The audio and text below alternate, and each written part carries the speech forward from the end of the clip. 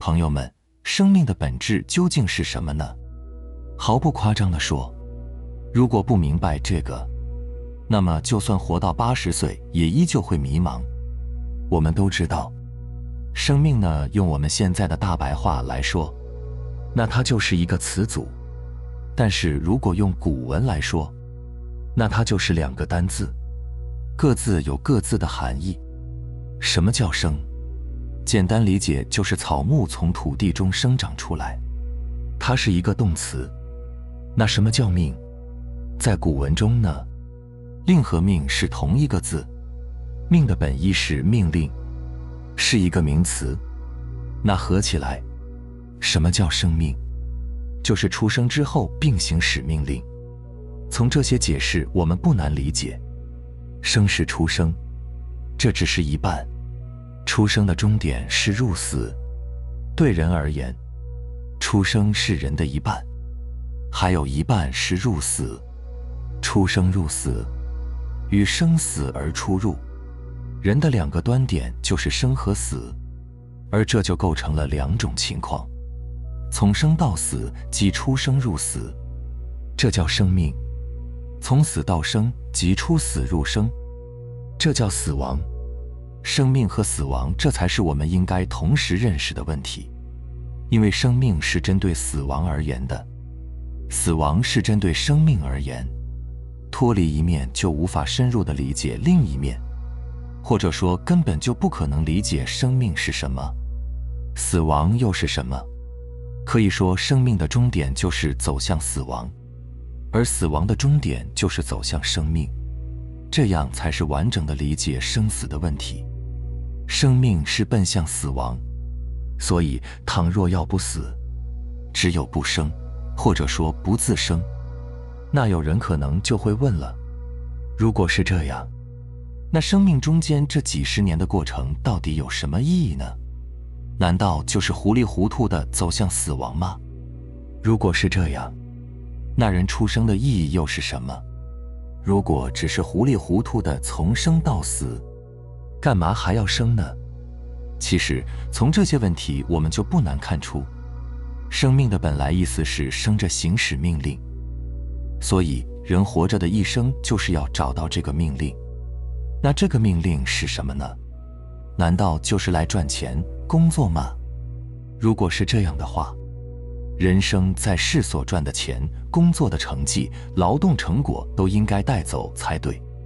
既然带不走1分1毫，就说明这些都不是生的命令所在，而是要在这些事件的过程中找回自我，也就是彻底回归生命的本身，走回生命本来的轨道上去。生命本身的轨道，那就是每个人该行使的命令，它和外在一切都无关。生命本身就是生命，除此以外的一切意义都是我们后天赋予的，它就不是生命本身。生命的本身也只有觉醒，因为觉醒和外在的一切都无关。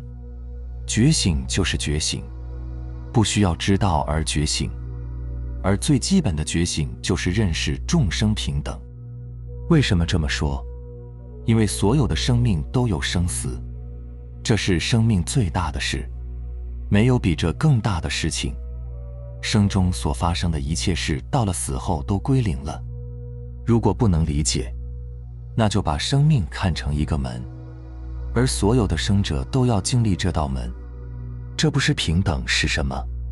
或者把生命看成一个公式，而所有的生者都会运行这个公式，这个公式对所有的生者来说不是平等是什么？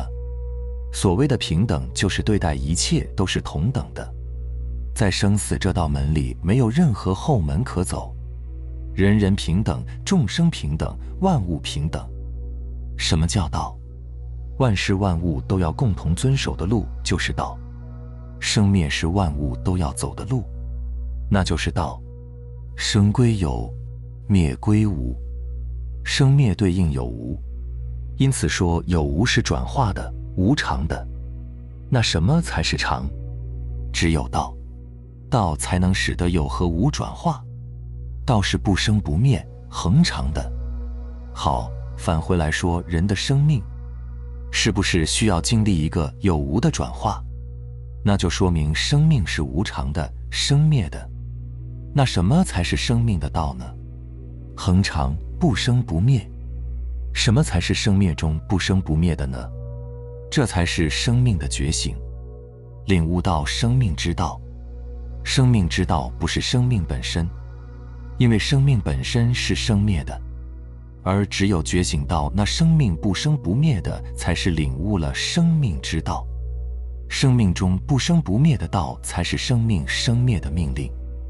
到这里，对生命的认识和解释才算基本通透了，和我们一开头对生命的解释照应上了。生命是用来觉醒生命之道的。换一句话说，生命是用来觉醒生命中不生不灭的。换一句更彻底的话来说，生命是用来觉醒生命中的永恒。其实并没有一个单独的什么需要去觉悟到它不生不灭，或者说它能永恒。平常我们所认为的生灭都是针对个体的形态而言，其实生灭就是不生不灭，也就是说明白了万物一体，本自具足。比如一片树叶和整棵树无非是相的不同，而实际并无差距，在构成因素上是毫无差距的。而一片树叶和一棵树都是从一粒种子生成的，这只是三种状态的呈现，是相上的不同，实际上是一粒种子变成了一棵树，一棵树变成了树叶，继而结出果实。种子、果树、树叶这三者较相不同，状态不同，实则没有差异，这就叫从不同中见到了相同。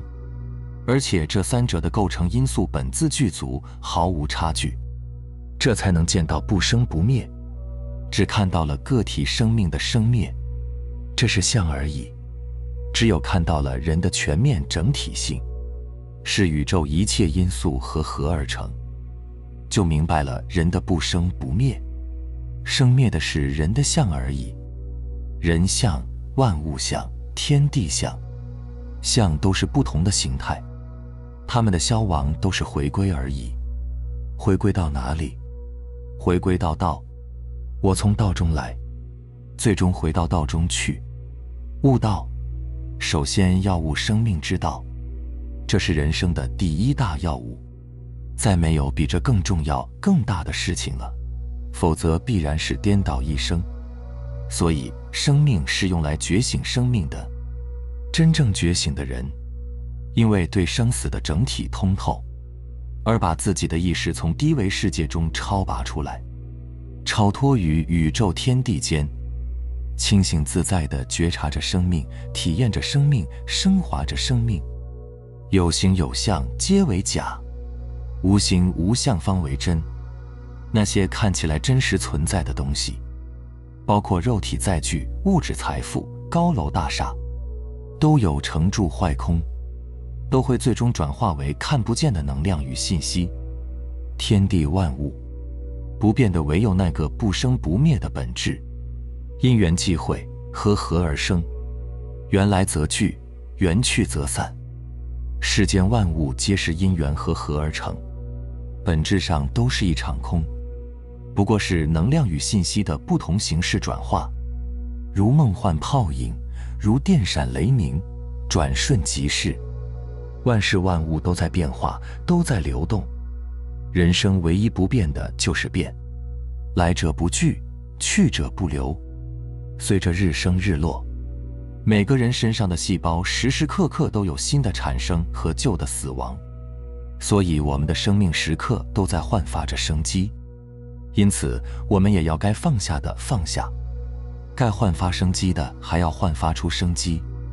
不要被欲望掌控生命，失去了真正的自由和自在。觉醒的人看透了这个真相，向死而生，坦然接纳生命的无常，无论外在世界如何变幻，我自岿然不动，不再恐惧，不再纠结。当生则生，当死则死，一切顺天应时，知心呈现。他们回到了道，回到了空性，从宇宙视角出发，不再随意评判，不再盲目抓取，不再刻意控制，而是全然的体验，全然的觉察。物来则现，物去则消，像镜子一样如实如是地呈现着生命中发生的一切。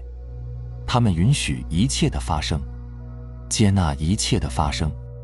在他们的意识空间里，凡是发生必有利于我。一切的发生，万事万物都不是无缘无故的，都是来开启自己、觉醒自己的，都是对自己最好的丰富与完整。